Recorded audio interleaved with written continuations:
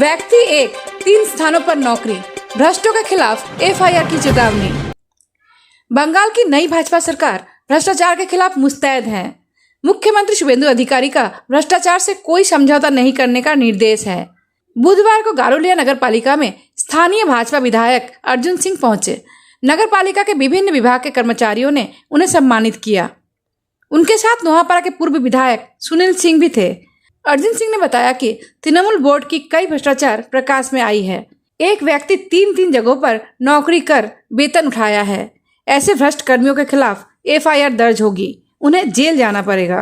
দেখুন আমাদের কাছে খবর আছে কি এক একটা হেলথ কর্মী বা কোনো পলিটিক্যাল লোকের বাড়ির লোকেরা বা তার সাপোর্টে একজনে 3টে হাজিরা চলছে। এসডব্লিউএম প্রজেক্টে 19 সাল থেকে এখানে সেগ্রিগেশনের কাজ বন্ধ আছে।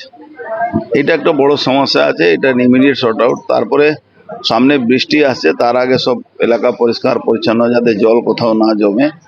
আর কারোর সঙ্গে আমাদের ব্যক্তিগত শত্রুতা নেই। কাজ করলে টাইমলি কাজ করতে আসতে হবে, এনাকে বাড়িতে থাকবো হাজিরা চলবে এটা হবে না। এই ব্যাপারটা খুব সিরিয়াসলি কনসার্ন আছে। আমরা ইও সাহেবকে, এফও সাহেব, সারা হেলথ কর্মী আছে সবাইকে জানিয়ে দিয়েছি।